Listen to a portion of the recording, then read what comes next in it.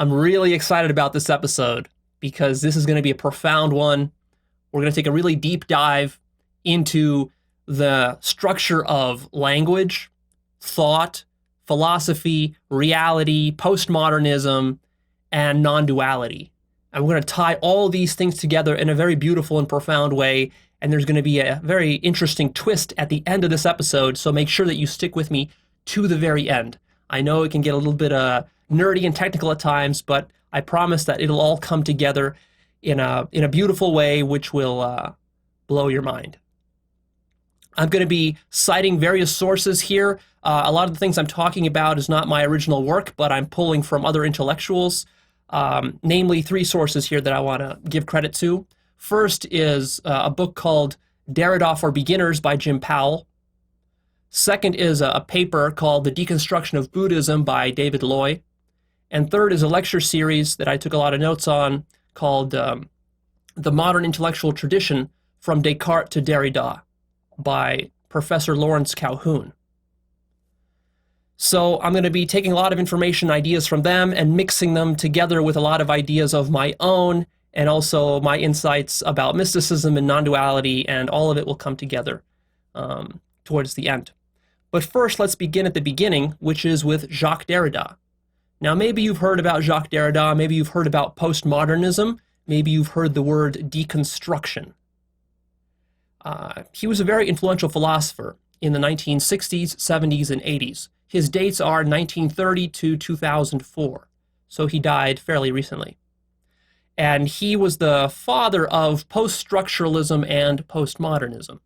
And these philosophical movements went on to have a pretty big impact in academic circles, in colleges, and also in many other fields, from literary criticism to philosophy to even art and architecture and poetry and anthropology and linguistics, and just this movement was pretty influential. But even though you might have heard about these words like postmodernism or deconstruction or Jacques Derrida, you probably don't really know the details, because Derrida is notoriously difficult to read, and deconstruction, which was his philosophical method that he sort of invented, was just a real mindfuck. It was a real challenge to figure out exactly what it means, what the practical implications of it are. So here I'm going to give you an introduction to deconstruction and the ideas of Jacques Derrida in a very simple manner. I don't recommend that you actually go and bother to waste your time reading Derrida's work. It's brutally difficult, notoriously difficult. You can read a sentence or page of what he says, and you're not going to understand a single damn thing. So instead, what I recommend if you are interested in this is just read the commentaries, read the analysis of Derrida's work. Don't actually read the work itself unless you're really into philosophy and you're really a nerd, and maybe that's what you do professionally.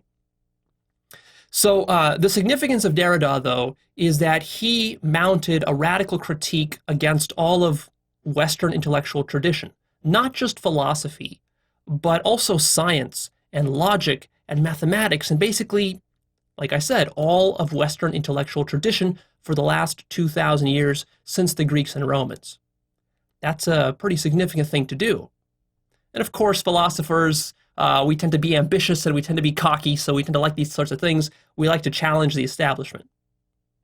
But before Derrida really came onto the scene, there was a movement in philosophy in the early 20th century called structuralism, which was advanced by two men, Saussure and Claude Lévi-Strauss.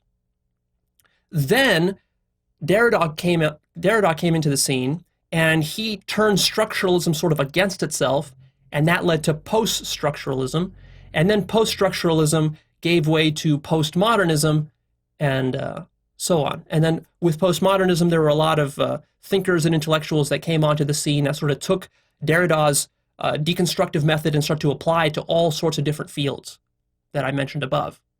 So what we need to do first, though, is we need to go back to structuralism, which is what inspired Derrida.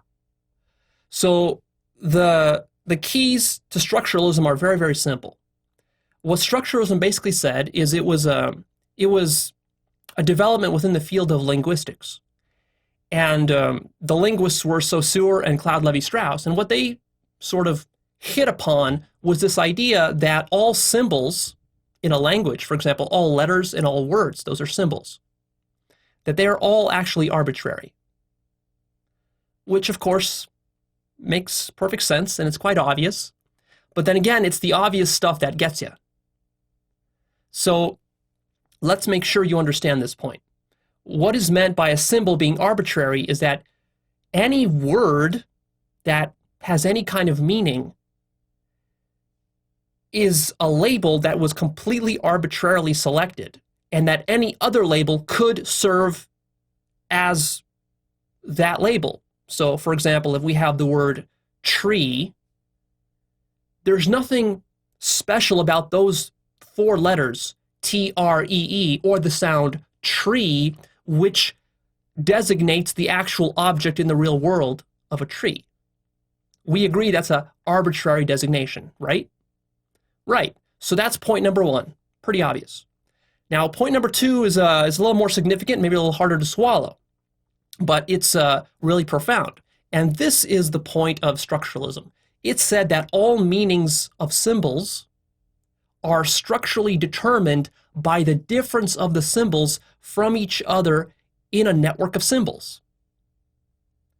So what does this mean? This means that, unlike the way we conventionally think, a word like tree isn't merely pointing to a physical object in the world, a tree.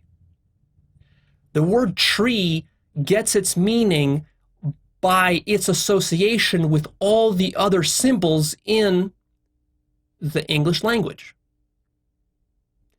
And to really understand what the word tree means, you have to understand all the associated words that come with that word. For example, leaf and branch and green and tall and slender and wood and a bunch of other symbols.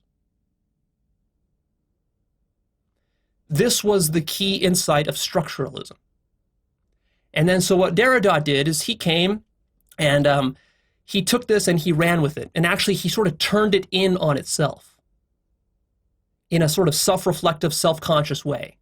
He was interested in how language shapes how we think, and also what language says or knows about itself. What happens when you turn language in on itself? And of course, to really grasp the significance of this, you have to expand your understanding of the significance of what a language is. Language is not just words like tree and cat and car and the English language. And it's not just all the human languages, of which there are hundreds and maybe even over 1,000 different languages and different dialects and so forth that exist all around the world and have existed throughout time. But also it includes science, logic, mathematics, and poetry, and literary criticism, and philosophy, and basically all concepts and all human thinking.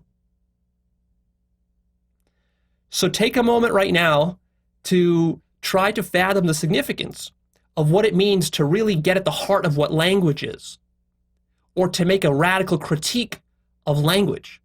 It doesn't just mean like, oh, we're talking about linguistics. No, no, no. We're talking about all of human thought. We're talking about all concepts. We're talking about all human knowledge. There is no knowledge without language.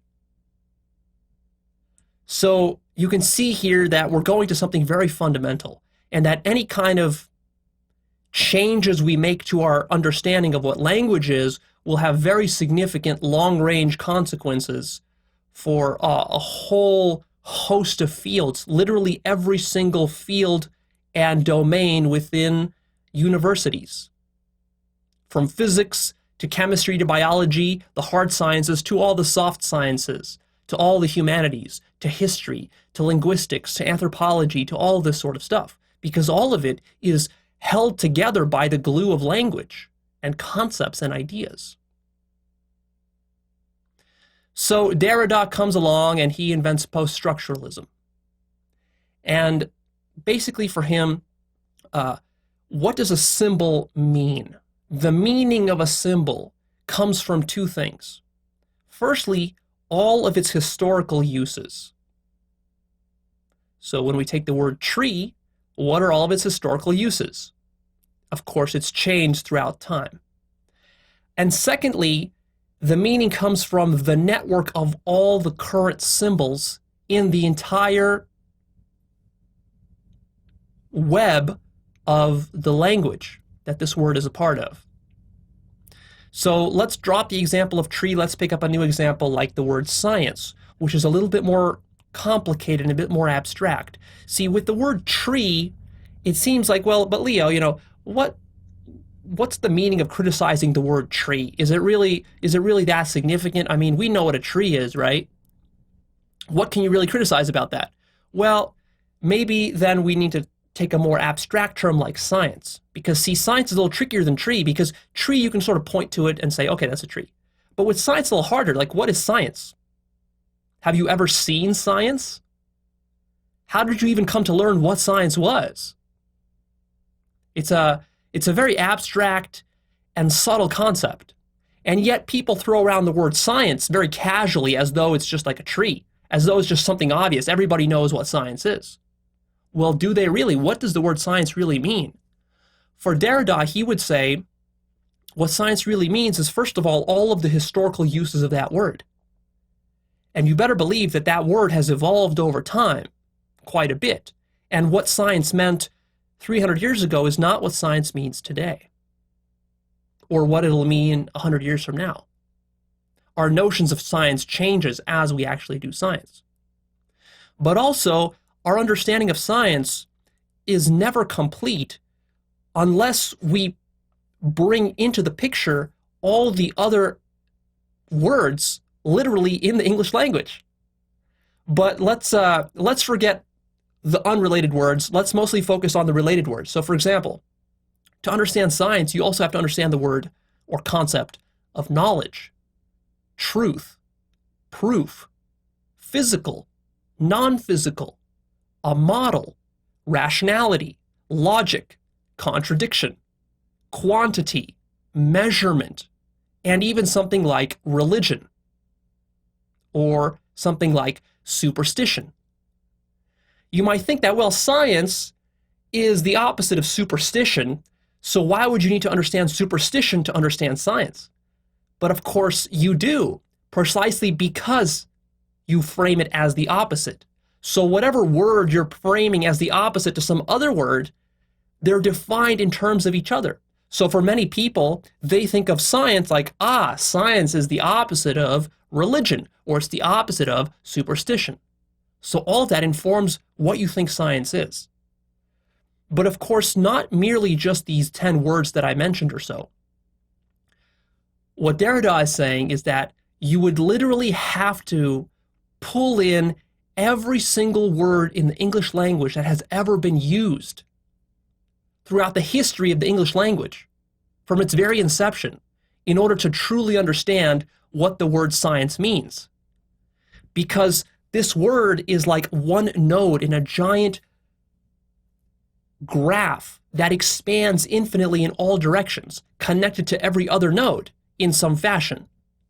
Of course, some words are less important than other words for understanding what science means, but if you want to be technical about it and you want to be very precise and accurate, you have to admit that all the other words in the English language color and shape your understanding of what the word science means. And so the meaning of science is not that it points to something in the outer world so much as its relationship to every other word.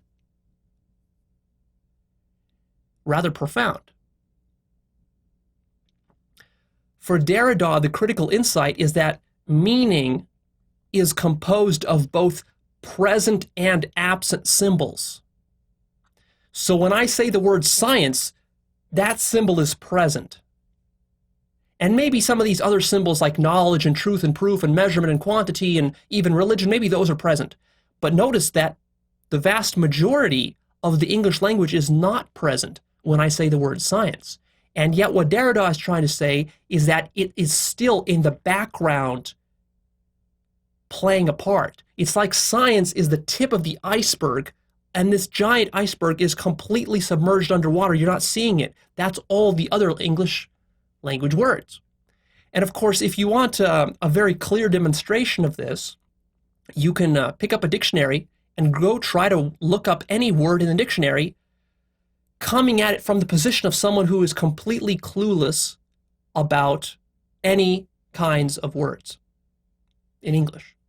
So, for example, look up the word science and see what the definition is. What are you going to find? You are going to find a sentence, probably 10 or 20 words long, again, more symbols, which tell you what science is. And they will tell you something like, oh, science is a method of empirical investigation of reality, which uses measurements and experiments to validate hypotheses, something like that. It'll say something like that. But what are all those? Those are all complicated, abstract words. So how do you find out what those are if you don't know? Well, you have to look each one of those up. And notice what happens.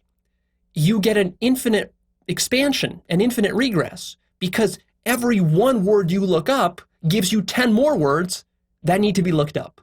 And those 10 words, you look those up, they all have 10 more words you need to look up. And so basically, the meaning of the word is always deferred or put off till later. You don't really fully get it. Because the word is defined both by what is present, but also by what is absent.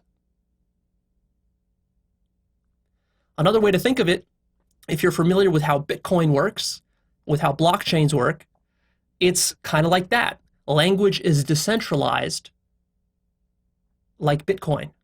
It has no central authority. It has no ground. It has no foundation. And where have you heard me talking about that before? For Derrida, meaning is relative to all the uses of a symbol. It's not enough for me just to say, oh, well, science means this and I get to define what it means. Sure, I could do that. Some human could do that. Some dictator could say, okay, I am in charge of human language and I'm just going to say that science means the following thing by fiat. But of course, that dictator is going to die eventually. And then some other person will come in and say, no, science isn't that, science is something else. And then someone else will say something else. And so basically everyone gets a say in what words mean. And in fact, if you look at some of the online dictionaries, they add new words to their dictionaries every single year because humanity spontaneously just invents new words. I remember 5 or 10 years ago, they added the word selfie to the dictionary. And 20 years ago, if you said the word selfie, nobody knew what that meant. And now everybody knows what a selfie is. And it's actually now found in the dictionary because we spontaneously invented it. Now, what does selfie really mean? You might think, well, we know what selfie means. It's a picture of yourself. But see, that's a very casual way of speaking. What the word selfie really means is the idea of a selfie in every single human's mind all over the world. So there's a billion of these ideas, billions of slightly different notions of what a selfie is. And of course, your notion of selfie is connected to all sorts of other notions that it's defined next to and against, without which it really wouldn't mean much. For example, you need to have a notion of a phone. You need to have a notion of a self that you can take a selfie of. You also need to have a notion of another person, because if you're taking a selfie, does the other person also count as part of your selfie? You see, now it's tricky. You can say, well, a selfie, strictly speaking, should just be a picture of me and myself. But then see, other people will use the word selfie to refer to pictures of them and their best friends. So you have the selfie stick, and then you see people walking around with the selfie stick, them and a bunch of their friends, and then they take a selfie. Is that truly a selfie, or is that like a group photo? What's the difference? Well, you see, this is the complexity and trickery of language. It's a lot more tricky than it seems on the surface, the way that we normally assume. For Derrida, this notion of deferment of meaning is very important. A word's meaning always depends on words which are never being said alongside with the word. So when I say the word selfie, I'm not usually saying the word phone, friend, self, other, and a bunch of other stuff like even photograph. I'm not saying any of those things. But in the back of your mind, you have all those notions at hand. That's the power of the mind. See, if you didn't have all those notions, selfie wouldn't really mean what it actually means to you. Also, very importantly, for Derrida, the meaning of a symbol is not an object in the outer world, but another symbol. A symbol points to another symbol, which points to another symbol, points to another symbol, just like we said with the dictionary example. Every single word in the dictionary is defined against itself in this sort of iterative manner, such that what is the entire dictionary really made out of? Symbols, which ultimately point to what? To other symbols, which ultimately means that what is this whole thing doing? Well, it's just a set of symbols which are ultimately grounded in nothing. It's a set of differences which are ultimately nothing. That's the miraculous structure of language. And every symbol has an infinite potential of meanings. And there is never a moment in time when a symbol is finalized and set in stone, and it's like, well, now we have figured out what a selfie is. No, it's constantly evolving. It has an infinite potential of meanings. So the full usage of a word like selfie or science is literally its every single usage that has ever occurred throughout all of human history. That's what you need to pull up in order to fully understand the meaning of the word. Otherwise, what you have is you have a partial, incomplete, a very tiny, tiny sliver of its real meaning. For Derrida, there is no such thing as the meaning of a word or a concept. There's just no such thing. And he would say that we're very sloppy thinkers and philosophers when we go around talking about things as though there is just one canonical meaning for a word or for a concept, especially very abstract words like science or selfie. Now, this should now start to remind you of something I've talked about in the past when it comes to epistemology and webs of belief. I've talked about Quine's epistemological holism. I've talked about how one of the most important developments in philosophy in the 20th century was Quine's sort of discovery or his thesis that when it comes to scientific understanding and scientific knowledge, no single statement or proposition is ever tested in isolation. So a naive notion of science goes like this. Well, we take a statement like snow is white, and then we just go and we check, is it true or is it false that snow is white?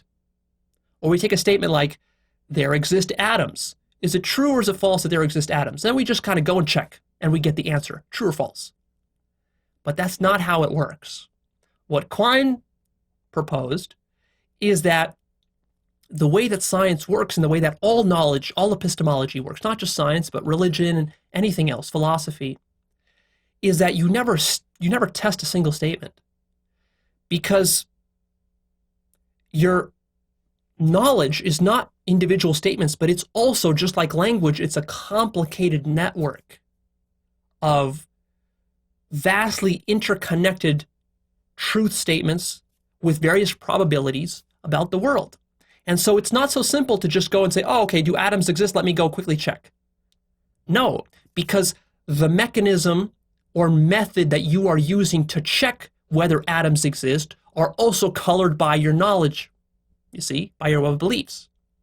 And even very primitive notions like true or false are colored by your web of beliefs. So even the fact that you think that it can be either true or false, but not both, for example, that is already a presupposition and a very deep part of your entire web of beliefs.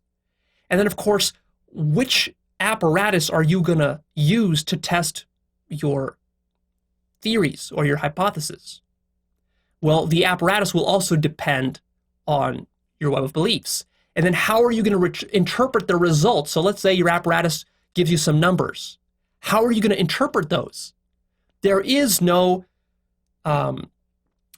interpretation-free access to knowledge for human beings.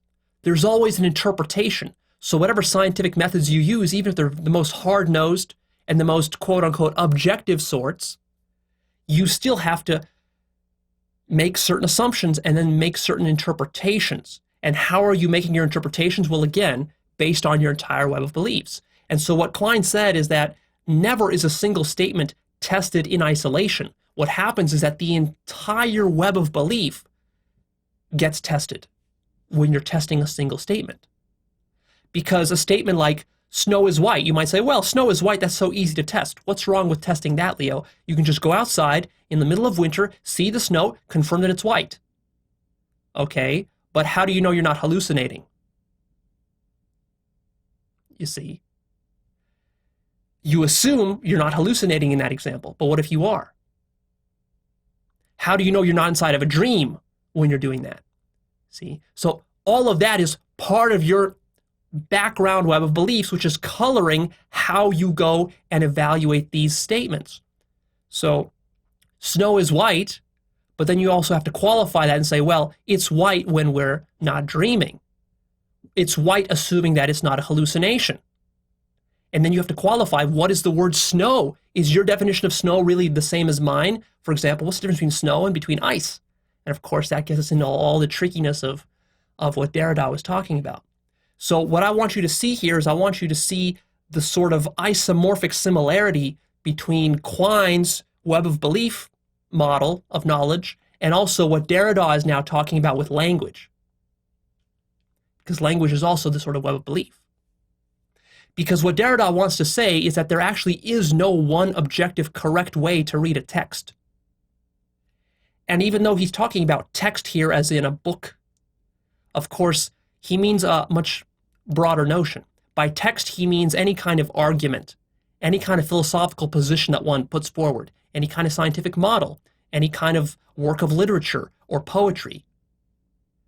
What he's saying is that because meaning is so slippery and so nebulous and so complicated, that even the author who wrote the poem or who wrote the scientific paper, even he doesn't quite understand what he means when he wrote it, because he didn't have in mind everything that all these words could mean.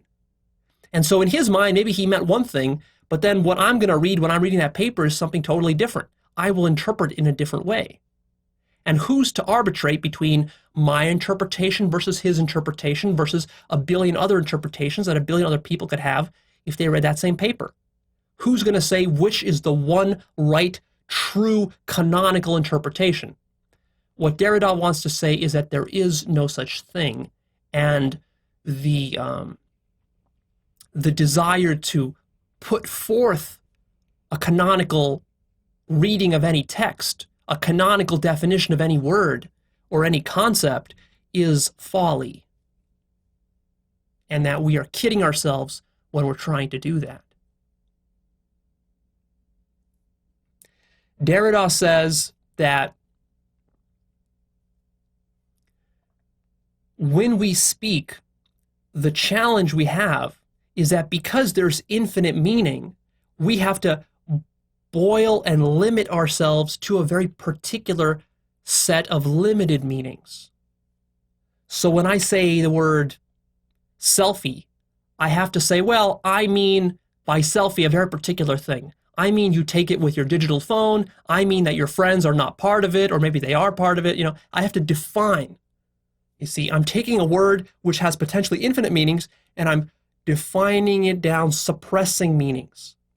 So Derrida says that all philosophers and all thinkers and all speakers are always in this process of suppressing unwanted meanings, which is sometimes why when you're communicating with people and there's a miscommunication, you have to say, no, no, no, I didn't mean that.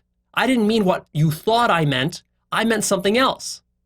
And a lot of times when I'm communicating complex and abstract concepts to you, like non-dual concepts, I have to say, no, no, no, I didn't mean that. and I didn't mean this, and I didn't mean this, and I didn't mean that. I meant this.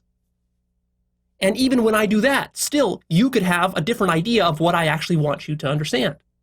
Because language is just constantly exploding with infinite meaning.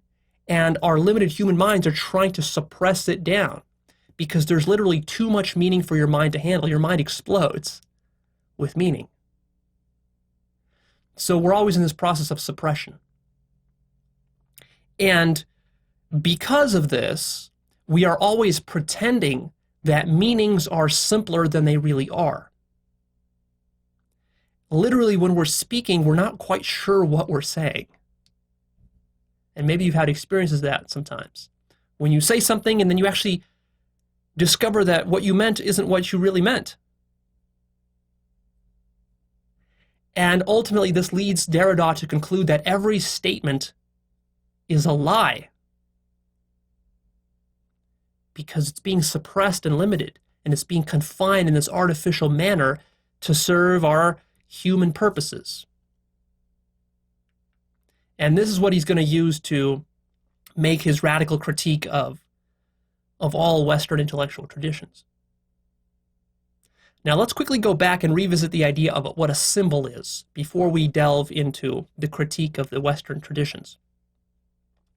So notice that a symbol is a very peculiar thing.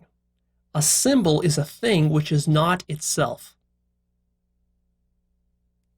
What? A symbol is a thing which is not itself. So for example, we use words like cat and tree and selfie to refer to things.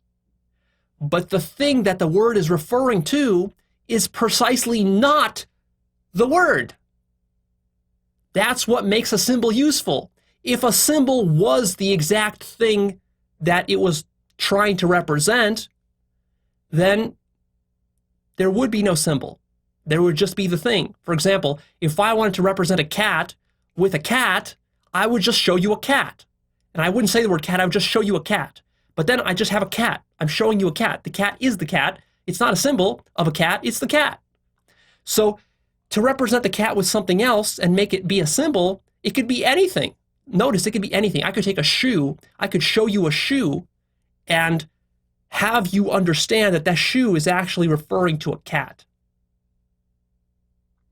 So, of course, the shoe is not a cat, and yet the whole trick of language is to get you to think that the shoe is the cat.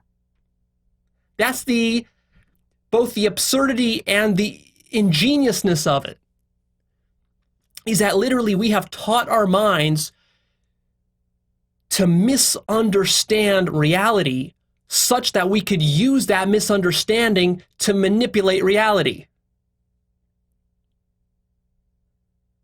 So there are two ways in which a symbol is a thing which is not itself. The first way is that the meaning of the symbol is not its being. So the being of the word cat, that being right there, is not the same as the being of the animal cat. And the second way is that a symbol's meaning is its difference from another symbol. That's another way in which a thing that is a symbol is not itself. So for example, I can tell you the sentence, "The fat cat sat on the mat eating a rat." And you understood very quickly, instantaneously, what that sentence meant. But notice that in that sentence, the word cat is only different from the word sat because of the letters C and S, or the letter fat, F for fat, is just one letter difference. So in order for your mind to understand this sentence, "The fat cat sat on the mat eating a rat," you have to actually distinguish between all the subtle differences between all those words which sound very similar. Because as soon as you change one little shape in that word, it changes the meaning completely. From cat to rat to fat to sat to mat to bat to something else. So literally, the meaning of the word cat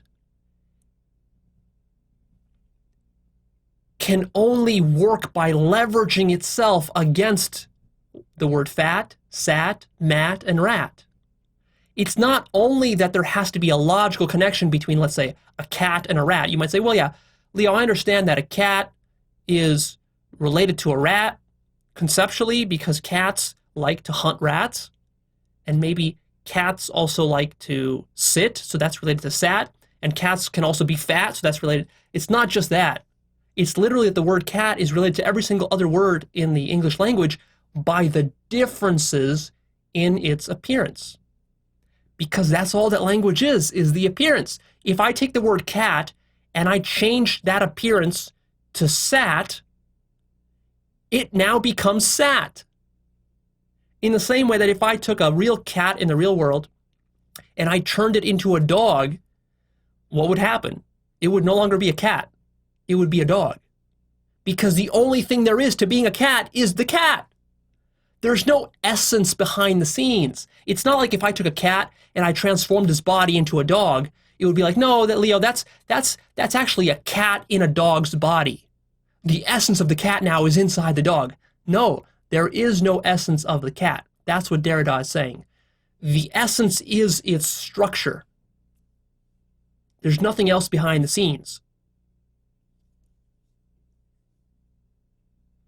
So this notion that Derrida came up with called différance, it's actually a French word, because Derrida was French-Algerian. He was also a Jew. The reason I say that is because it'll come in later at the very end for the twist.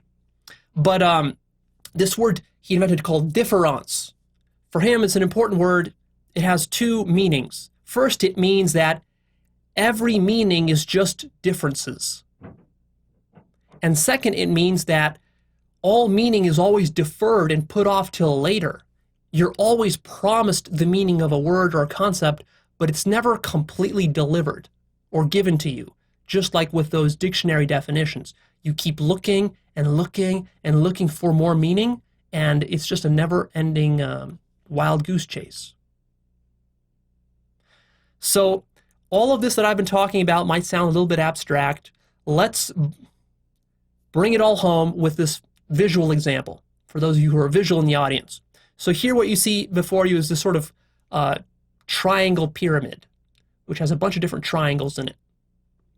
So here's a different way to understand what Derrida is saying.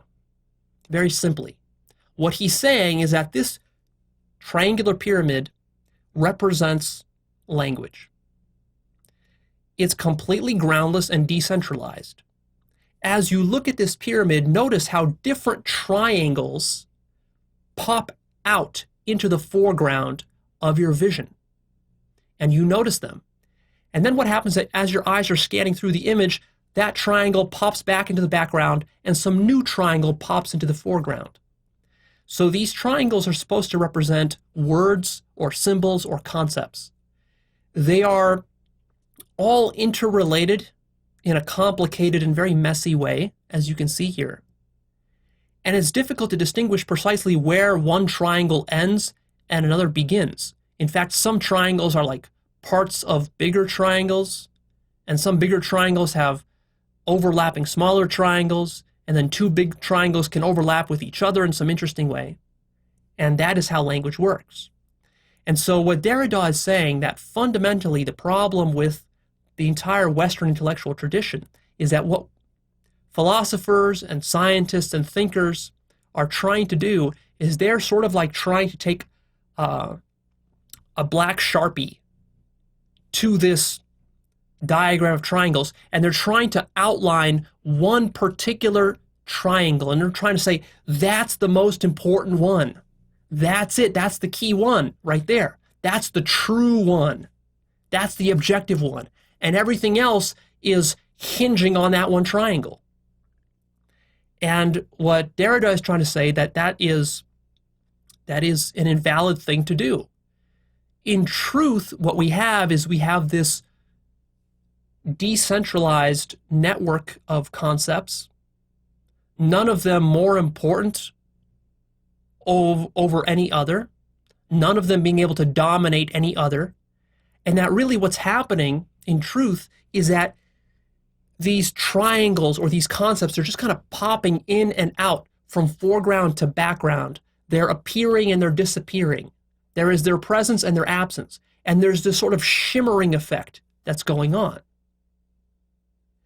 And so what Derrida is trying to get us to grasp is that this is the true nature of the mind and of language. And that the mistake of Western philosophy is to try to cling to one particular formulation of these triangles. Because in fact, everything within language is relative. It's a matter of perspective. And the mistake that philosophers make is they try to claim one perspective as being the ultimate one, whereas really you have this dynamic, infinite interplay of perspectives, which is what Derrida wants to point out. You get that? Good. So now let's move on to his central criticism of Western thought and philosophy and science and literature and everything else. And this is something that postmodernists all basically agree on, is that they agree that Western intellectual tradition is logocentric, which is a fancy way of just saying that in the Western tradition, in academia, in science, in writing, in philosophy, there has always been, for the last 2,000 years, ever since Plato and Aristotle, there has always been this overemphasis on language and words, and this absolute faith that you could describe truth and reality with language and with words. And of course, with logic, because logic is also language and words. And so Derrida claims that all Western thought basically seeks to find a center within this triangle pyramid. It seeks to find a foundation. It seeks to establish objectivity. It seeks to establish normativity. It seeks to find what he calls a meta-narrative, a sort of overarching big picture understanding of any particular topic or field. And it seeks to say, that's the truth. That's the one right way. And that's the equivalent of taking a Sharpie and outlining one particular triangle. And what Derrida wants to say is that you can't do that. Not if you want to be honest. Because in truth, there is no foundation to concepts, to meanings, or to language. Its very essence is that it's foundationless. There are no canonical definitions. It can sometimes appear that way simply because we have a loose consensus. But in truth, the reality of the matter is that it's much more messy and complicated, and that it's relative. And he goes even further, and he says that the great mistake of Western intellectual tradition is that it uses distinctions. It operates by categories, dichotomies, hierarchies, and binary opposites. And this is always a way to seek a ground or a foundation which doesn't really exist there. It's sort of a sneaky move that the mind makes. It creates a distinction, and then it ignores the fact that it constructed this distinction. So that's where deconstruction comes in, and that's why Derrida calls this method deconstruction, is that he's going to deconstruct all the binary opposites, categories, and dichotomies and hierarchies that have been constructed. He's going to basically take an eraser to all these Sharpie triangles that have been drawn by various individuals and philosophers and scientists throughout history. He's going to erase them all so that what we have is we have the more natural state of just this sort of shimmering triangular pyramid of just this groundless network, which is always in play. And never is one domineering over all the others. So what does he mean by distinctions and binary opposites? Well, these should be very familiar to you if you've ever spent any time thinking. Have you noticed that all thought is dualistic and happens in terms of binary opposites? There's a very deep reason for this, but we'll get to that later. But what do I mean by these binary opposites? Here's some examples for you. So, man versus animal, that would be one binary opposite. Reason versus intuition. Intellect versus emotions. Mind versus body. Good versus evil. Nature versus culture. Inner versus outer, as in there's the inner world and the outer world. Scientific versus spiritual. True versus false. A priori versus a posteriori. You've heard that one if you were ever a student of philosophy. Epistemology versus metaphysics. Physics versus chemistry. Subjective versus objective. The mundane versus the divine. Reality versus illusion. Material versus immaterial. The practical versus the theoretical. The abstract versus the concrete. Something versus nothing, existence versus non-existence, life versus death, and so on and so forth. There are millions of these conceptual distinctions. In order for the mind to work at all, it has to create these distinctions. But what Derrida wants to show is that, yes, you can create these distinctions, and they work within a limited context. But as soon as you try to push this distinction further and further, eventually every single distinction will collapse. It must collapse, because the only way you can define these opposites is against one another. And so if you take your analysis of these distinctions all the way to the rock bottom, what you'll discover is that actually one necessitates or necessarily implies the other, and that you cannot have one without the other. The only meaning of a word like reality is because it's juxtaposed against something like illusion. The only meaning of a word like something is because it's juxtaposed against nothing. The only meaning of a word theory is because it's juxtaposed against practice, and so on and so forth. And what you find is that not only does Western intellectual tradition create these binary opposites, these dualities, but it goes one step further. It commits an even greater sin, is that it arbitrarily assigns a privilege to one of the sides of the binary opposite, and it marginalizes another. So a good example of this might be something like rationality versus emotion. Generally in Western culture, we privilege rationality and we marginalize emotion. We say something like, well, rationality is the great one. It's better than emotion, because emotions are things for girls. Real men don't believe in emotions.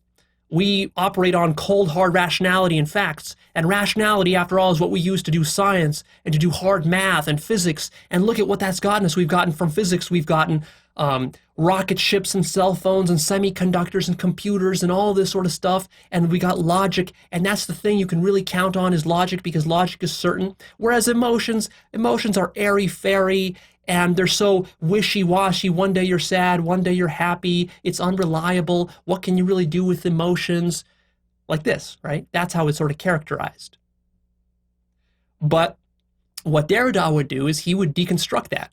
He would say, aha, so you think that, huh? Well, let's take a deep look at that. Is that really true? What is the true interplay between rationality and emotions? Can you have rationality with no emotions? And is rationality really as powerful as you think it is without emotions? So, for example, and this is not his example, but my example, but I think he would agree with me here if he was still alive and listening to this.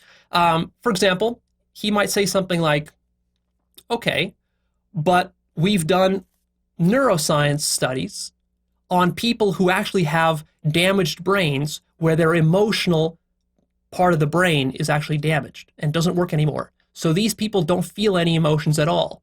They are purely rational. Their rational side of the brain, the left brain, is working perfectly, no flaws at all. So what do these people do in real life? Well, what we discover in practice is that these people are not able to put their socks on in the morning. Because as it turns out, to actually do something in the world, one way versus another way, you need to have some emotions that compel you to have a reason for doing it. You see, motivation is not rational, it's emotional. So a person who has no emotions cannot put on the socks, because to him, why put on the socks when you cannot put on the socks? How do you decide between which way to go? Both are rational. After all, there's nothing rational about putting on socks or not putting on socks. And after all, there's nothing rational about eating or not eating. How do I determine which I should do? Well, not based on rationality. It's based on emotion. Emotion compels you to eat. And how do you know if you're supposed to have a family? If you're supposed to be nice to your wife or to your husband? Not through rationality, because rationally speaking, there's no reason why you should be nice or why you can be an asshole. There's no reason why you couldn't go and murder people. Rationally speaking, makes no difference.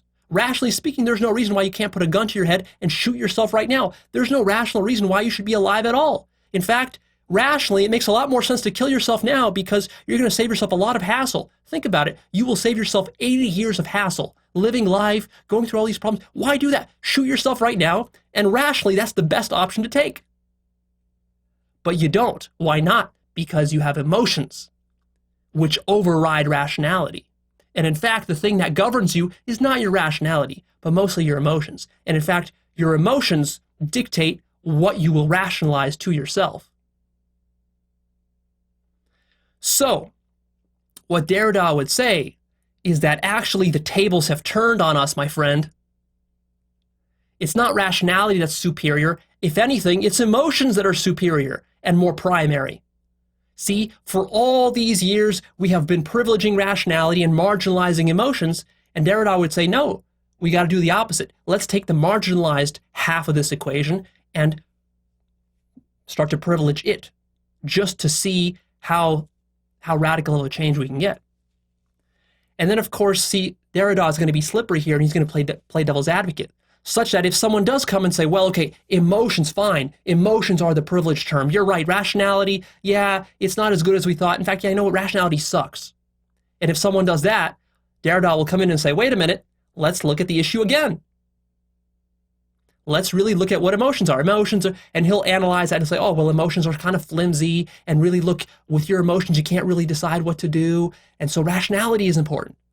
And so his whole game is to play both off each other such that neither one is above the other.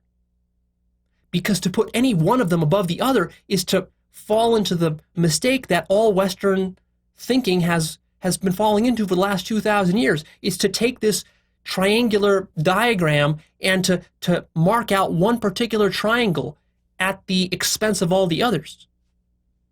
And that's invalid. That's not truthful, is what he wants to say. If you want another example of this, how about reality versus illusion as a duality? Talk about privileged and marginalized terms. Man, what is more privileged than reality and more marginalized than illusion? In the West here, illusion has a very negative connotation. Dreams have a very negative connotation. People are always looking for reality. Reality is what's real. Illusions, those are just like hallucinations. And if you want to dismiss the importance of something, you just say, oh, it's just an illusion. It's just a hallucination. It's just a dream. Whereas this thing here, look, this is real, the real world. It's tangible. It's solid. It's physical. You can't fuck with it. This is what science investigates. Science investigates reality. Religion investigates illusion. See? Reality is privileged. Illusion is marginalized. And then when non-duality comes into the picture, you see this is flipped on its head. And a lot of times when I say that reality is all a hallucination, people flip out about this. They're like, Leo, what are you talking about? Reality is a hallucination. Everything's an illusion. How can you say these things? It's clearly untrue. See? Because what non-duality means is that you're breaking all these dualities down. And that in fact, there is no difference whatsoever between reality and illusion. This right here is completely illusion. It's all illusion. Everything's an illusion. All your problems are illusions. Your entire life is an illusion. But you don't like to think of it that way because, well, you have marginalized illusion for so long that now it feels like something bad is happening to you when you think of reality as an illusion. And that's precisely what Derrida wants to question. Now, technically speaking, reality is neither real or unreal. It's neither reality or illusion. It's actually completely undefined. That's what non-duality means. But the reason, for example, that sometimes I like to say it's a hallucination or it's an illusion is because it fucks the most with your mind. It triggers you. Why does it trigger you? Precisely because you've marginalized it. So it breaks, it starts to like break and fuck with your model of reality, which is exactly what we need. So it's sort of like we take that triangle that you have, and then if you think reality is real, then it's like you've taken a Sharpie and you've marked out a little triangle there that you think is the right one. And what I'm doing, I'm taking an eraser, I'm erasing that one, and then I'm taking another Sharpie and I'm marking the opposite triangle just to fuck with your mind. See? And you don't like that because your whole thing in life is that you want this triangle to be the right one. You hate that other triangle. Now, of course, ultimately what you want to get to and what Derrida is advocating is that you want to erase all the triangles and you want to open yourself up to the shimmering interplay of the entire network. And of course, that's ultimately what I'm trying to get you to as well. But sometimes to do that, what we do is we draw the opposite triangles just to fuck with your mind. But anyways, so Derrida says that philosophy needs to fix meanings. That's what Western philosophy is about. It can't work otherwise. Philosophy has a constructivist bias. It has a constructivist agenda. It is trying to construct a house of cards. To do that, it needs to have Sharpie, it needs to draw these triangles. And Derrida wants to deny it that. Derrida says that Western philosophy tries to always advance some kind of thesis. It tries to have the final word. It tries to create a meta-narrative.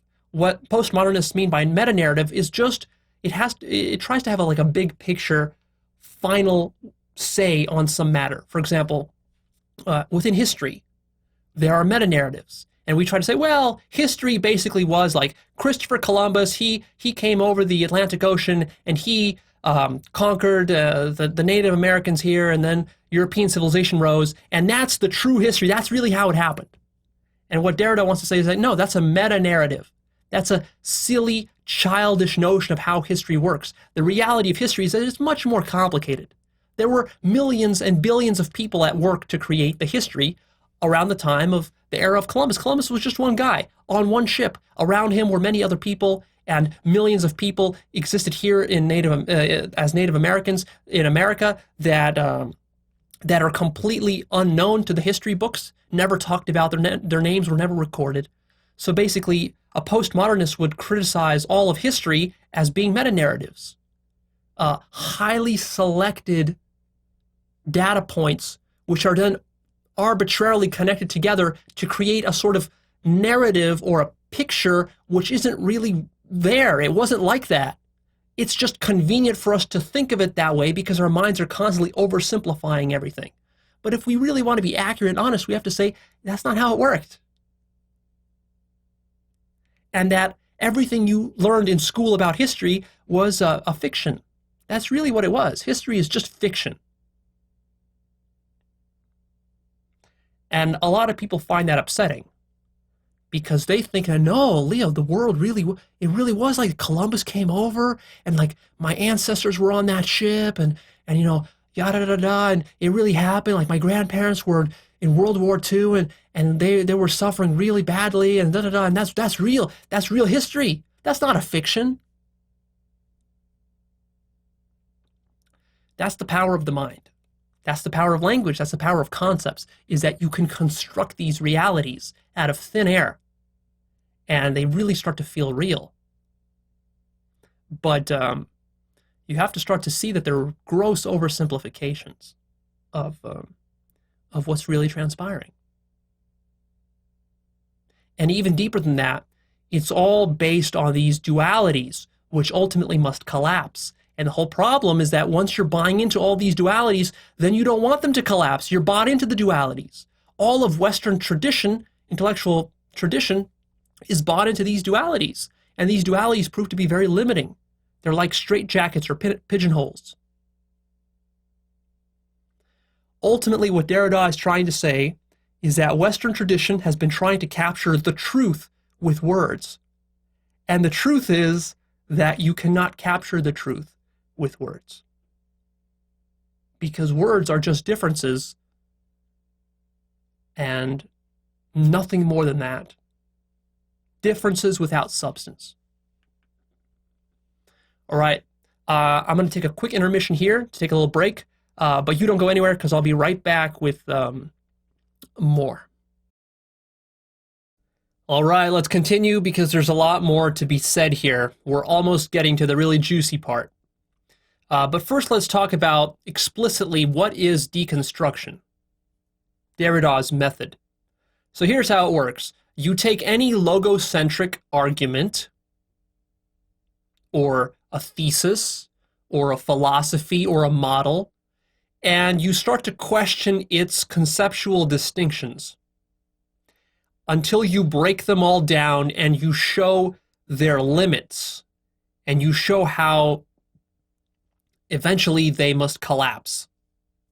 You question and undermine the privileged parts of the distinctions, and you empower the marginalized parts of the distinctions until ultimately you break the whole thing up and you reveal that this entire scheme is actually, in truth, completely groundless. And you sort of stand off as a neutral observer on the sidelines, as it were. You don't take sides over one part of the distinction versus another, and you just step outside the whole game and you just observe the entire interplay, the shimmering of all these elements. And you delight in that. And that is, in essence, deconstruction. You can apply this as a technique to literary criticism, to poetry, to linguistics, to science, to philosophy, to psychology, to whatever you want. The key is that all conceptual distinctions in a text are unstable. They must be this way. And the deep reason for that, which Derrida didn't really get into, is the fact that reality is non-dual. It's because reality is non-dual that all dualistic conceptions of reality must ultimately collapse. It doesn't matter whether they're made within science, within physics, they will all ultimately collapse. Can't be otherwise. That's what it means to say that reality is non-dual. That's what it means to say that that's the absolute truth. But now I'm starting to get into a little bit more of how deconstruction dovetails with non-duality, which is, strictly speaking, not what Derrida was talking about. But nevertheless, it's important for our work here. So ultimately, what you discover through deconstruction is that each side of the dichotomy contains and implies the other side. So you can never deny the other side. It's rather similar to how morality works. You know, some people who are very moral, they like to denounce evil without realizing that you can't have good without evil. You can't go around denouncing evil, because the only way you do that is by not being conscious of the fact that the evil you're denouncing is part of the whole. You can't have the whole without the evil. The evil comes with the whole. And so this just doesn't apply to good and evil, but this applies to all dualities. And ultimately, rationality must eat its own tail. They must come full circle. Even rationality itself, as we'll talk about, for example, with Kurt Gödel's incompleteness theorem, I'll shoot an episode about that. Even rationality itself, when taken to its full limit, must eat itself, break itself down, and ultimately devolve into paradox. The distinction between the rational and the irrational must collapse. The distinction between true and false must itself collapse. The distinction between reality and illusion must collapse. And that's something that you can even see demonstrated from within side of logic, which is what Kurt Gödel was able to demonstrate. So what's the end result of all this deconstruction and all of Derrida's thinking? Well, the end result is that the essence of concepts is that they have no essence. They are the pure possibility of play. The end result is that no thesis can ever be advanced about anything. No argument can ever be made for or against anything, because deconstruction is the exhaustion of all theories and views. It's the collapse of all hierarchies. It's the collapse of all power structures, of all attempts to privilege one concept over another, the collapse of all justifications and reasons. It is to become unmoored and de-anchored, such that you have no more ground to stand upon. And the only thing that results is this sort of endless playfulness of reality. It flows, which is different from the way it is when you're under the Western intellectual tradition, because when you're under the Western intellectual tradition, you're encased in this conceptual matrix which locks down the free flow and playfulness of reality. Because it says that, no, reality is this way, and this way, and this way, and not this way, and this way is bad, and that way is bad, but this way is good. So all of that is being blasted apart with dynamite here. And what this means is that if you're going to be using concepts and ideas, feel free to do so, but just remember what you're really doing. Just remember the house of cards that you are building.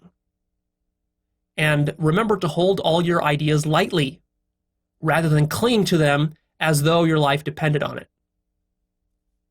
And of course, what this means is also that all philosophical questions are endless. They never end. So if you wondered maybe that philosophy is just a mental masturbation and a wild goose chase, chasing your own tail around in circles, well, Derrida is saying that basically that's exactly what it is. You can never settle a philosophical question at the level of language, because all language just sort of revolves in an endless merry-go-round. And that's precisely why, if you wondered, in philosophy for thousands of years, philosophers have basically dealt with the same questions about truth and metaphysics and justifications and normativity and morality and the existence of God and all this, and basically none of the questions have been answered. And this is precisely why.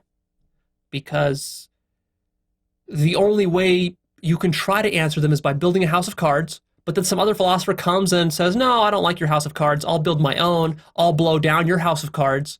I'll build my own house of cards, but I'm not going to call it a house of cards because your house of cards is a house of cards, but mine is not a house of cards. Mine is built out of real solid stone. It's set on a real firm foundation. And of course, what Derrida says, no, you can't do that. Yours is also a house of cards. Everybody's house of cards is a house of cards. And of course, a lot of people don't like that idea, because to them, this smacks of relativism. And this leads us to the question of what was the impact of Derrida and his work on culture at large? Well, it's probably like you might think. Of course, most serious academics viewed him as a nihilist and as utterly toxic to what academia is about. His work had very little impact within the sciences, the hard sciences, because, think about it, for the academic, for the hard scientist, what is he up to? He is on a constructive agenda. There's something that needs to be constructed, something pragmatic.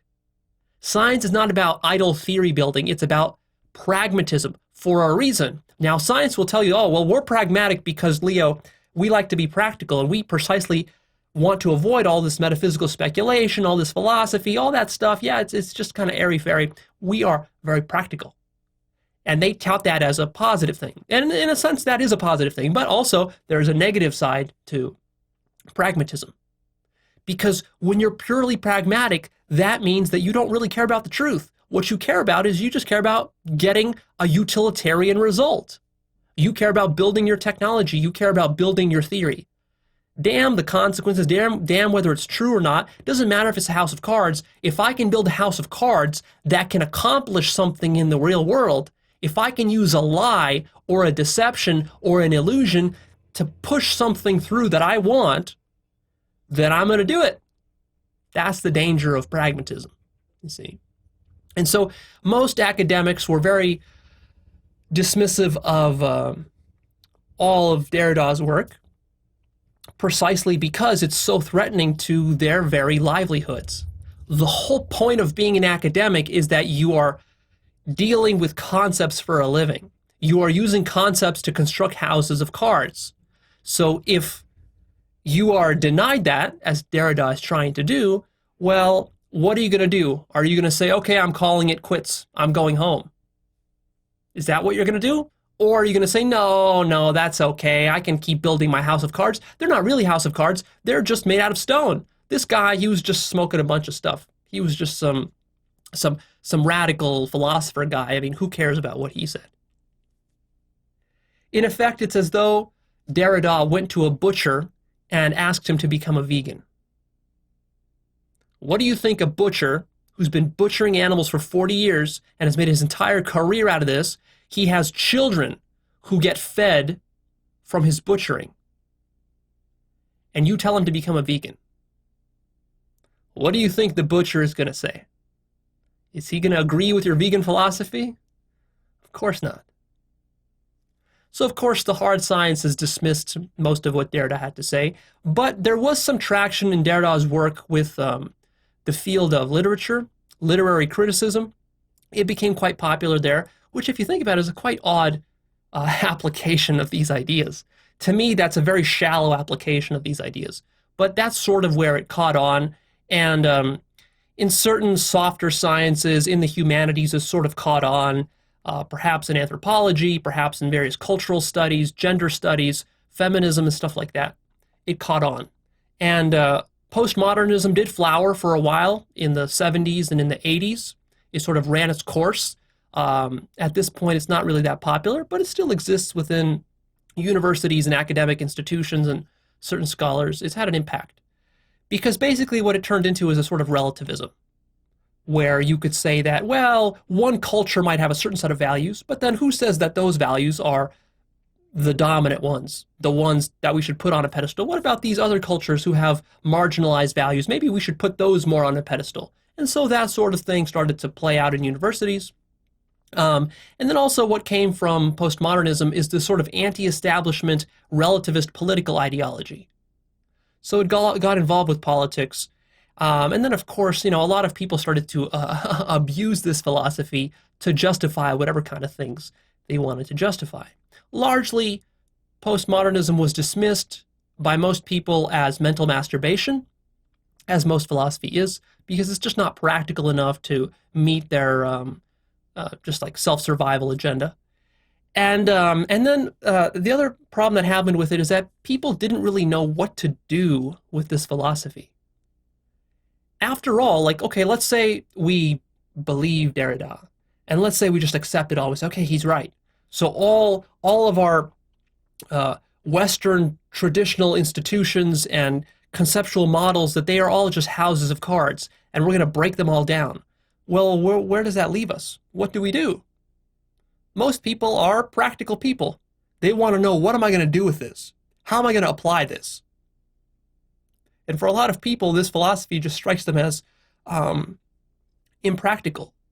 And for example, for the hard scientists, it strikes them as impractical because a hard physicist will say, well, what do you want me to do, Leo? Do you want me to stop doing physics? I mean, after all, I got to keep doing physics. I got to keep running my experiments.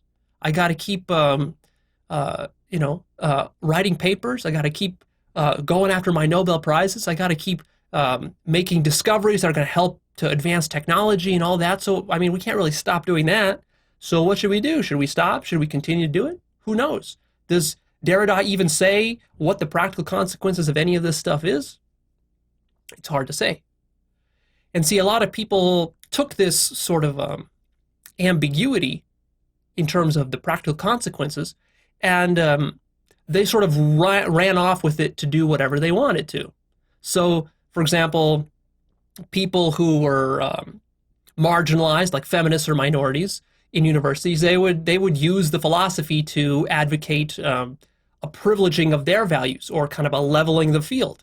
And so this became popular in, for example, certain feminist studies and circles, and certain minority circles, like the LGBT community and the transgender community, saw this as something that they could use. Like, well, I could define my own gender, because previously it was said that, well, they're just males and females. But now Derrida seems to say, well, why are there only males and females? Isn't that just like a privileging of this dichotomy? What if there are other dichotomy? What if we can say that there's some other kinds of genders? And then some people, who want that, then they seize on that, and then they use it to justify whatever kind of gender they want to create. And so on. So see, the danger with relativity, of course, is that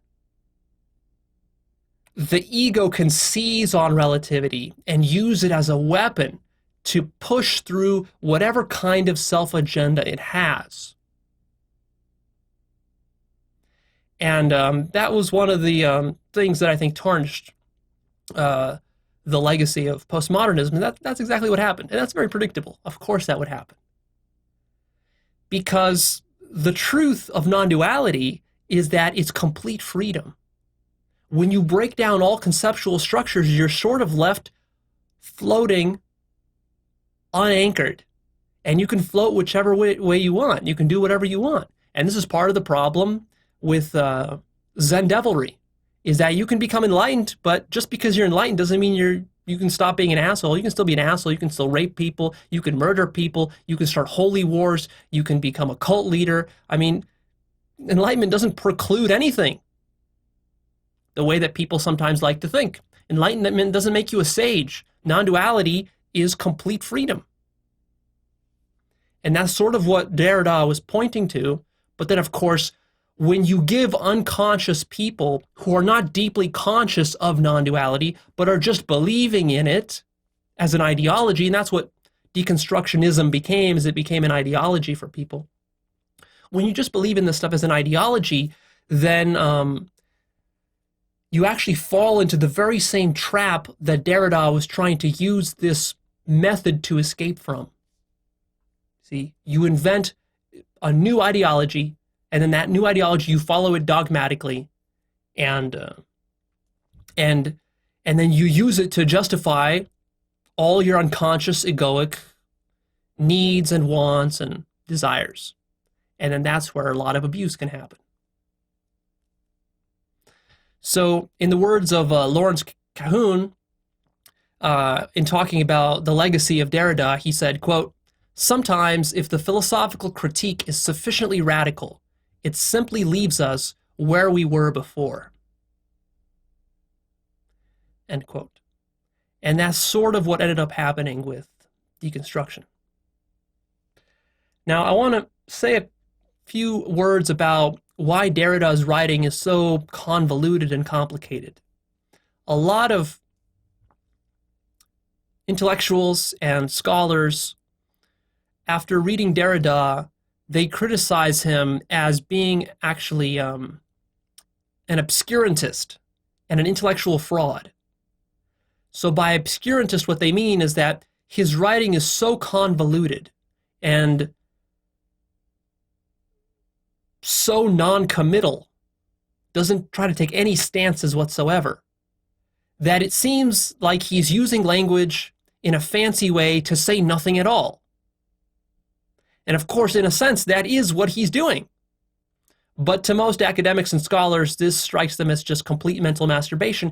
And not only that, but it just strikes them as complete fraud, because it seems as though he's writing these books and he's saying these very complicated things to make himself seem intelligent, like he has something important to say, but really, he's not saying anything. And here's a quote that I want to give you from one of his critics, which exemplifies this. This is a critic by the name of Mark Goldblatt, and here's what he writes about Derrida.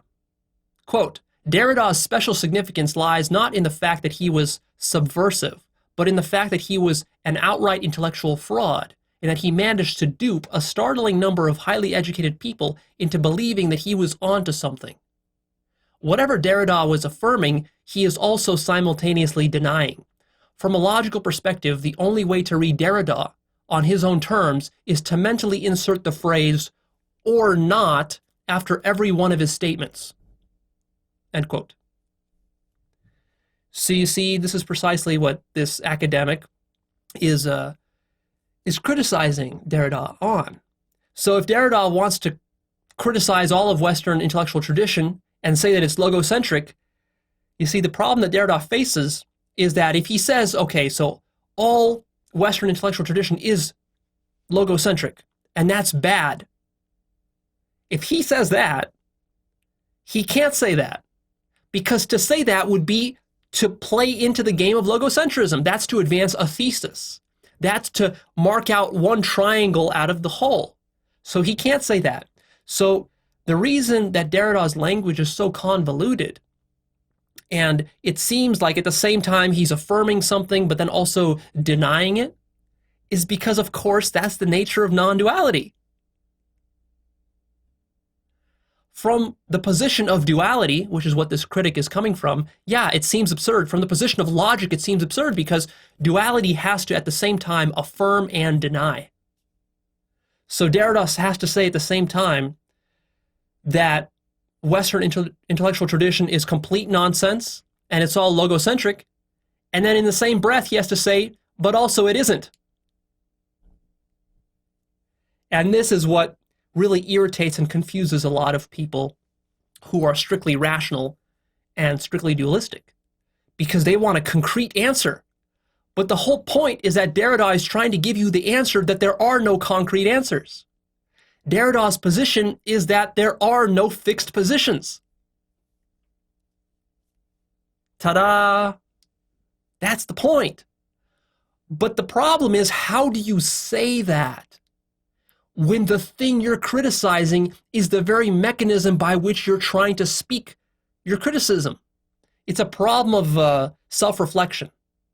And Derrida was keenly aware of this problem, which is why his writing is so convoluted and complicated. Because, look, if his position is that all language is a lie, and yet he's writing a book using language,